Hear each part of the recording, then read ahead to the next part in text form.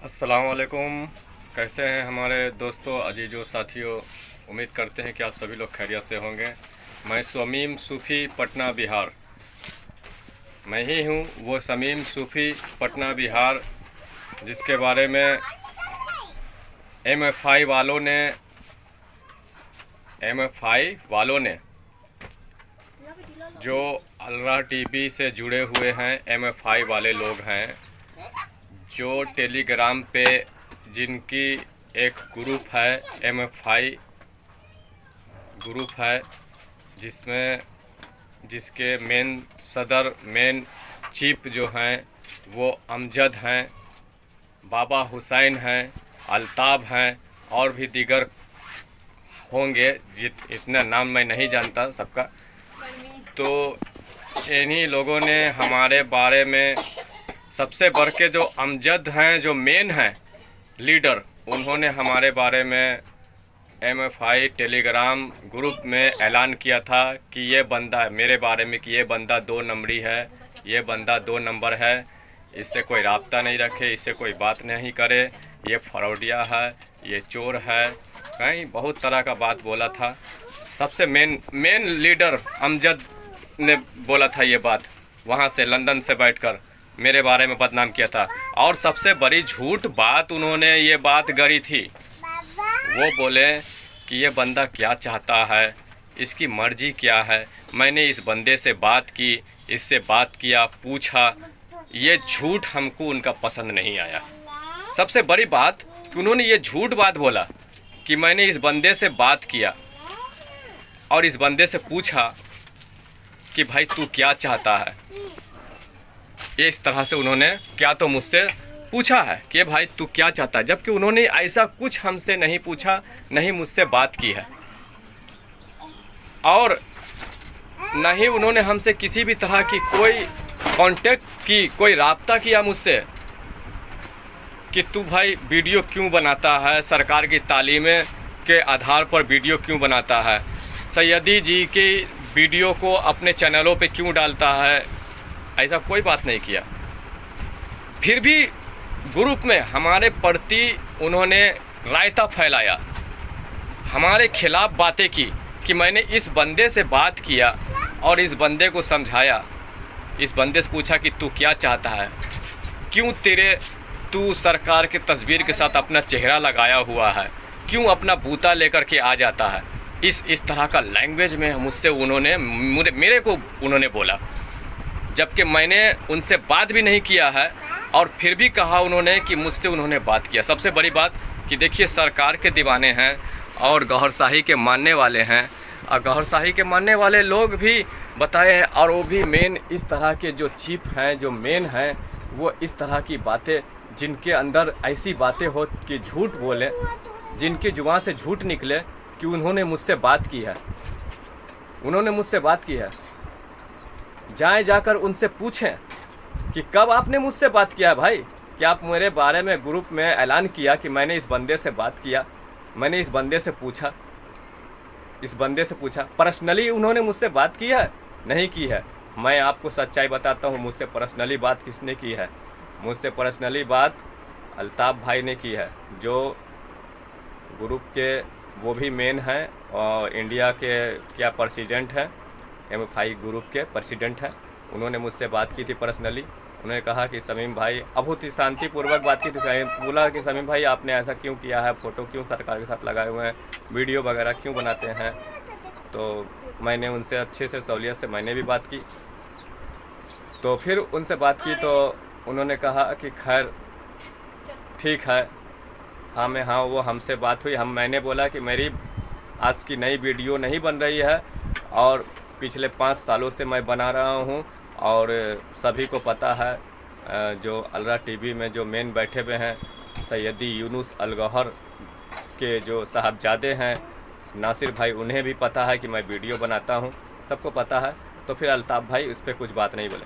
फिर उसके बाद 2 दिन बाद हुसैन बाबा का मुझ पर कॉल आया, और हुसैन बाबा का जो लैंग्वेज था हमारे प्रति, वो बहुत ही रफ और बहुत ही घटिया लैंग्वेज था हमारे प्रति दोस्तों। और हमें बहुत ही बुरी तरीके से जो है ना उसने हम पर उंगली उठाना शुरू कर दिया और हमें जो है ना जलील करना शुरू कर दिया और हमारे साथ बदतमीजी कर दिया। और इस तरह से वो सरकार का गुलाम खुद को बताता है, MFI का प्रेसिडेंट और चीफ बताता है, और हम शरीफ आदमी को, शरीफ इंसान को, सीधा इंसान को वो डायरेक्ट जो है हम पर वो उंगली उठाने लगा, हम पर क्लेम ठोकने लगा कि जिस तरह से चोर के ऊपर उंगली उठाते हैं, चोर को जैसे तनकीद करते हैं, चोर को जैसे डांटते हैं, फटकारते हैं, इस तरह से वो काम करने लगा। तो हमको आ गया गुस्सा, तो हमने भी उसको करारा जवाब दिया। उसके ही मुताबिक उसे मैंने मुंहतोड़ जवाब उसको हमने दिया और कॉल को मैंने काट दिया। उसने रफ लैंग्वेज किया और धमकी पे धमकी मुझे देने लगा।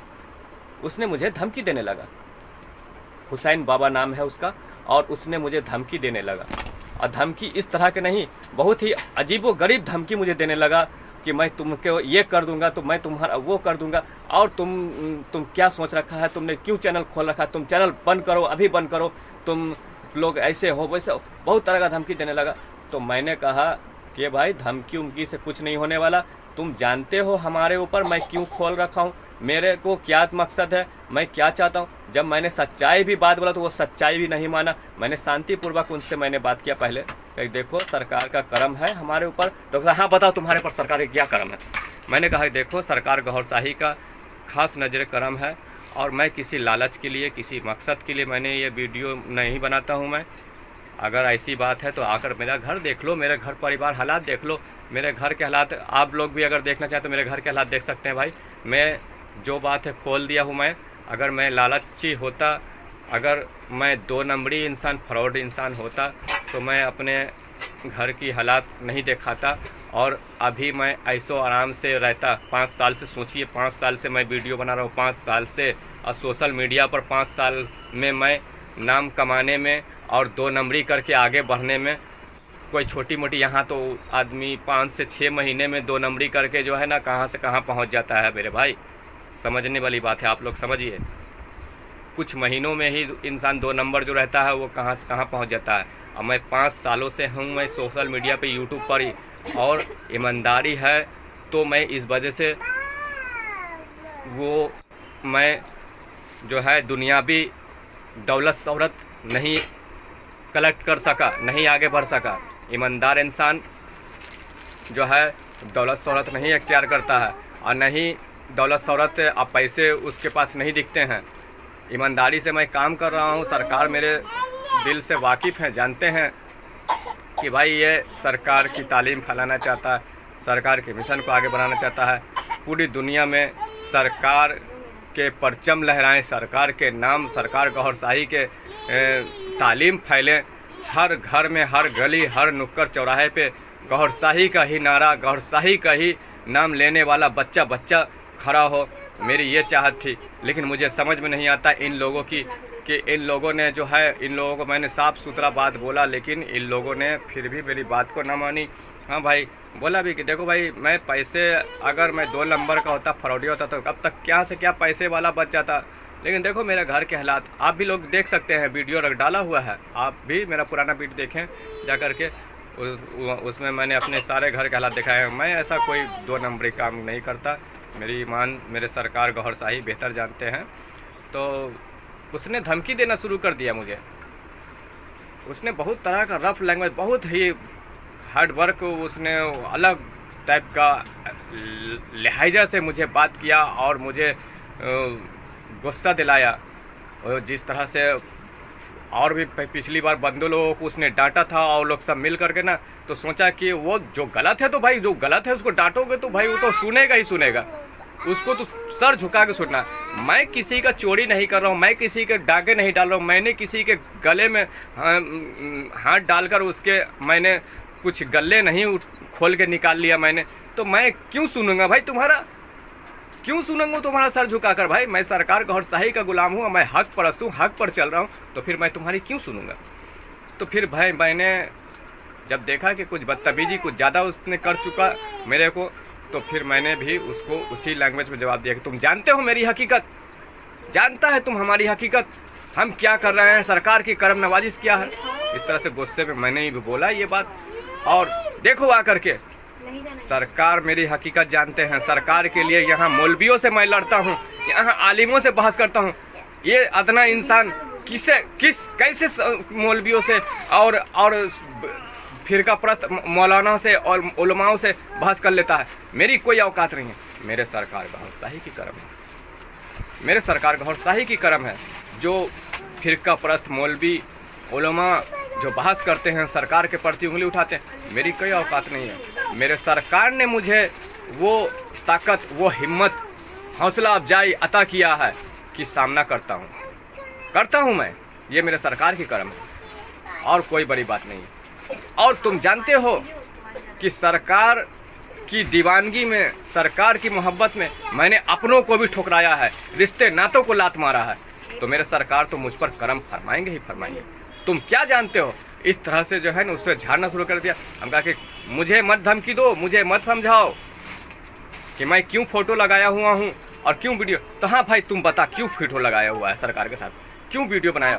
तो मैंने तालीम के आधार पे भी मैंने बात किया। देखो मेरे भाई, अच्छे से भी बात किया। देखो मेरे भाई, इस वक्त इस दुनिया में दो तरह की फाइट जारी है। एक सरकार गौहर शाही की बराह रास्त उनकी नज़र से डायरेक्ट फाइज भी चल रही है, एक सैयदी यूनुस अल गौहर शाही के जरिए भी फाइज जारी है।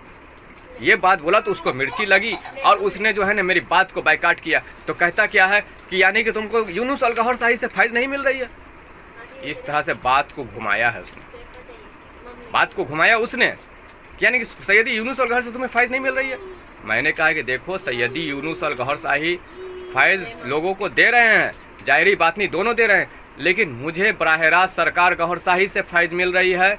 और सैयदी यूनुस अल गौहर शाही को मैं तालीम लेता हूँ, उनकी जाहिरी फाइज जो है, तालीम जो है उनसे मैं लेता हूँ, सुनता हूँ, लेकिन बराह रास्त मुझे जो फाइज मिल रही है सरकार गौहर शाही रियाज अहमद गौहर शाही से मुझे फाइज मिल रही है। सारी बात मैंने समझाया। मैं सरकार को देखता हूँ, सरकार को मानता हूँ, सरकार को बराह रास्त मैं मौजूद हर वक्त पाता हूँ, सब बात समझाया। लेकिन उसने, उस बंदे ने मेरे साथ बदतमीजी की, बदसलूकी की और बेहुरमती वाली बात की है और बहुत ही रंगदारी से उसने मुझसे बात किया है।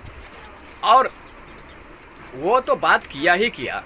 खैर मुझे ये समझ में नहीं आता है कि ये MFI में जो मेन चीफ हैं, मेन लीडर हैं, ये गड़बड़ रहेंगे तो फिर बाकी ग्रुप को कैसे चलाएंगे? ये अमजद साहब जो हैं, जो मेन हैं, वहाँ लंदन में बैठे हुए, वो वहाँ से बैठकर बिना छानबीन किए, बिना मुझसे बात किए झूठ बात उन्होंने बोला। पूरे ग्रुप मेंबर में, पूरे ग्रुप वासियों को उन्होंने गलत झूठ बातें फैलाई। बताइए, सरकार के दीवाने हैं, सरकार गौहर शाही के गुलाम कहते हैं खुद को, सरकार गौहर शाही के तालीमों पर चल रहे हैं। और ऐसी बातें कि वो झूठ बोले कि मैंने इस बंदे से बात की। जाइए, रिकॉर्डिंग रखी हुई है, आप रिकॉर्डिंग सुन सकते हैं टेलीग्राम पर ही, MFI मीडिया पे, तो उनका जो ग्रुप है उस पर सुन सकते हैं। उसमें उन्होंने कहा कि मैंने इस बंदे से बात की, मुझसे बात की। अरे बात की है तो भाई मेरे से बात करिए ना। अभी भी तो मैं कह रहा हूँ मुझसे बात कीजिए, डायरेक्ट मुझसे कॉल कीजिए ना। अमजद साहब मुझसे बात कीजिए, मुझसे कॉल कीजिए। आपने मुझसे बात नहीं की है, झूठ बात मत बोलिए। आपने और आपका अपनी रिकॉर्डिंग सुनिए, आप रिकॉर्डिंग में क्या बोला? मैंने इस बंदे से बात की, इससे पूछा कि भाई तू क्या चाहता है, तूने क्यों सरकार के साथ फोटो लगा रखा। इस तरह से इनके रिकॉर्डिंग आप सुने जा करके जैसा बोल रहे हैं। और तू क्यों सरकार की तस्वीर के साथ अपना बूता लेकर के हर वीडियो में चला आ रहा है। इस तरह से मुझे उन्होंने बोला। पता नहीं ये चाहता क्या है, इसके मकसद क्या है। मैंने इसे मना किया कि भाई चैनल अपनी बंद करो। देखिए झूठ बात, मुझे ये बात नहीं कुछ बोला है। जो लोग बोला है, जो लोग बहस किया, मैंने उसकी बात बता दी आपको। इन्होंने कुछ नहीं पर्सनली मुझसे बात किया है। आइए झूठ बोल रहे हैं कि मैंने इससे बात किया। बताइए, शर्म मुझे लाती है इस बात से कि सरकार के दीवाने हैं ये लोग, सरकार गौहर शाही के गुलाम खुद को बताते हैं और झूठ का सहारा लेते हैं, झूठ बोलते हैं। मैं अब तक चुप था, नहीं बोल रहा था, लेकिन मैंने अब सोचा कि आप लोगों के जानिब जो हक बात है, जो हकीकत बात है, पेश कर दूं कि मेन लीडर जब झूठा है तो बाकी लोगों का क्या होगा हाल। सिर्फ ग्रुप में लोग अगर टिके हुए हैं तो सैयदी यूनुस अल गौहर शाही के वजह से टिके हुए हैं, नहीं तो ग्रुप में मेन लीडर मेन चीफ ही जो है ना यहाँ 2 नंबर हैं और गलत लोग हैं भरे हुए। सिर्फ ग्रुप में अगर हैं तो सैयदी यूनुस और गौहर शाही की बातें सुनने के लिए, उनकी तालीमातें सुनने के लिए लोग टिके हुए हैं ग्रुप में। और मैं भी ग्रुप में हूँ, बस इस वजह से मैं भी ग्रुप में हूँ कि सैयदी यूनुस और गौहर शाही की अपडेट मिलती रहती है, उनकी तालीमात मिलती रहती है, बस और कुछ नहीं। तो मेरे दोस्तों, मेरे अजीजों, साथियों, आप लोग के सामने जो हकीकत था, जो बात था, मैंने पेश कर दिया कि मेन लीडर का ये हाल है। मेन प्रेसिडेंट जिनके अंदर में ग्रुप के सारे लोग हैं, उनका ये हाल है कि वो झूठ बोल रहे हैं कि मैंने इससे बात किया, मुझसे जबकि उन्होंने बात भी नहीं किया।